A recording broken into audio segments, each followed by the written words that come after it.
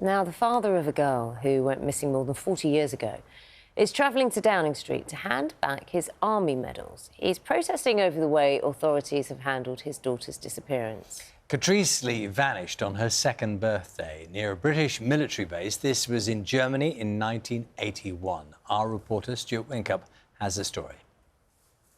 There has been a serious... Richard Lee's belief has never wavered. There's only ever been one answer to how his daughter disappeared. Children are a gift, and Catrice was stolen. I want my gift back. I would ask you, when you next hug your son, your daughter, and in particular your grandchildren, think of me. I don't have that luxury. Richard's here to ask other veterans to support him next month when he travels to 10 Downing Street to hand back his service medals. He says he's disgusted by the way the army, military police and successive governments have over the years handled the search for Catrice. Catrice disappeared on her second birthday from a supermarket in Paderborn, Germany. It was near a British military base where Richard was serving. The Royal Military Police has since admitted there were numerous failings with its initial investigation. What about the basic stuff? What about the basic things? Did you have any cordons out? No. Did you take any statements? No. Did you do the basic policing things? No. Did you liaise with the family and everything after? Well, no. I was only 18 at the time Catrice went missing. I'm 60 this year. In 2018, there was a search in Germany close to where Catrice was last seen. But that search had taken 36 years to be carried out, and nothing was found. The Ministry of Defence says it continues to welcome any additional information that could determine Catrice's whereabouts, and it says its sympathies remain with Richard and his family as they continue to search for answers. Stuart Winkup, BBC News. Well, Catrice's father, Richard, is with us now. Good morning to you, Richard. Morning to you both. Thank you for having me. People who've seen that film, who possibly weren't familiar with the story before, will see you, a father who is refusing to give up a quest to find out the truth. Has that passion ever dimmed for you? That passion will never dim, Charlie. Since 1981, my desire to get answers for where Catrice is, I believe and firmly believe that she was taken as a surrogate child. She's out there living a lie, and I will continue to fight the same as I believe any other father would. And just bring us right up to date, because in the near future, I think next month, you are, as we said a moment ago, going to hand in your medals. This is a statement on your part. This is a point you're making. You're going to go to Downing Street with others doing the same thing. Just explain what's going to happen. Well, basically, since 1981, I felt as a family we've tried to move a mountain on our own, working against the system. And then I was approached by veterans, fellow veterans, and a lot from my old regiment who were there from day one and have travelled this journey with me. And they suggested that what we do is we put a petition in. They are well aware of the mishandling of the case from day one. And they raised funds for a bus. We're now leaving on the 31st of May to travel down to London. Veterans from near and far have agreed to meet us in Park Lane. Can I just say, this is not... You met Boris Johnson previously, didn't you? I have met with Boris Johnson and to I discuss raised issues. The disappearance, to talk about this. Yes, and I raised issues with him, and I felt that they fell on stony ground. Nothing happened as a result of that. As far as I'm concerned, nothing moved forward. What was the response? I didn't get a response because... But when you met him and told him about Catrice? Well, having met with him, and I produced an A4 size paper and condensed 40 years onto that sheet of paper, and I read it out to him, and he went back, and as we all know, he was removed from office. So timing didn't help. So the timing didn't help my case.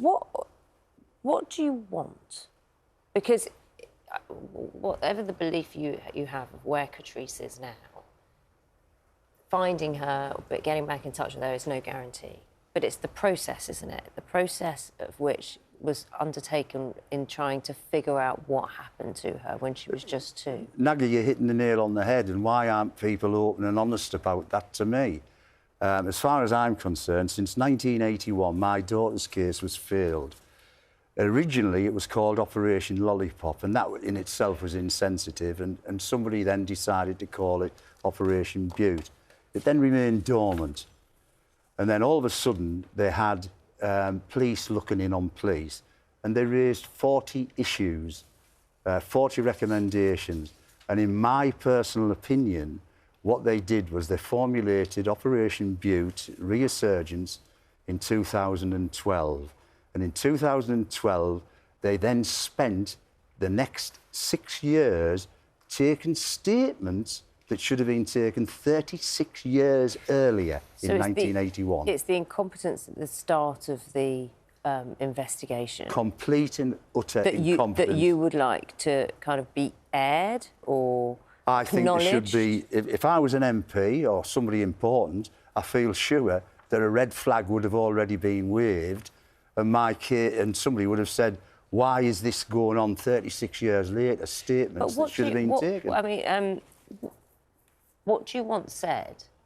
Because nothing will make this better in terms of Catrice. Nothing. No. But what needs to be said to you to make you feel that you've been, I don't know, the case has been taken seriously, that the family's pain has been acknowledged, and what wasn't done that could have been done should have been done, the acknowledgement of that? Well, I think everyone is aware of what's going on with the post office. I think everyone is aware of the Hillsborough disaster, where statements were changed behind closed doors. And I think for far too long, we as general public have accepted people who were in a position and are government-owned and government-ran being allowed to mark their own homework. And I think that this has got to stop, and there should be an inquiry into the incompetence and people out of their depth in my daughter's case. Now, I know you know all the technicals around this. People listening to you won't. Have we got this right? The Defence Serious Crime Unit became operational December of 2022 and assumed primacy of the investigation into Catrice's disappearance. Yeah. Does that mean anything? No, all that is that it's a combination now that the Royal Military Police also look at the Navy, and it's one umbrella for 3 services. That's all So it means. you're saying that announcement on the face of it sounds like something is happening, but you're saying that's more of the same, which is it's an internal inquiry. It's smoke and mirrors. What does it mean to you to give back your medals? What did they mean to you? And I suppose... Well, I'll put it another way, Nagger. They are cold metal. I've been let down so often that, in my opinion, the government, through lack of support, in my eyes, devalued my medal years ago. And I would rather have my daughter than a cold lump of metal. I think I know the answer to this question, Richard, but to what extent does your daughter's disappearance still consume your every moment? It's my passion. It's become my life. And I, with the correct support, believe that I will find out where she is. I'm not trying to take her away from the life that she knows. I'm being realistic. It's the military that are not being realistic and not owning up and being open and clear and honest. Just one last thought, Richard. Would you think it was right for someone to meet you at Downing Street? You will have that moment and you will, with your colleagues, go there. I think if I was an MP or someone of notoriety, a red flag would have been waved and somebody would have said, I think we need to meet with this man and get to the crux of the matter. So, yeah, I want to meet with someone of notoriety as well. Thank you very much for your time this morning, Richard. No, thank you for giving Catrice's case a voice. Good luck.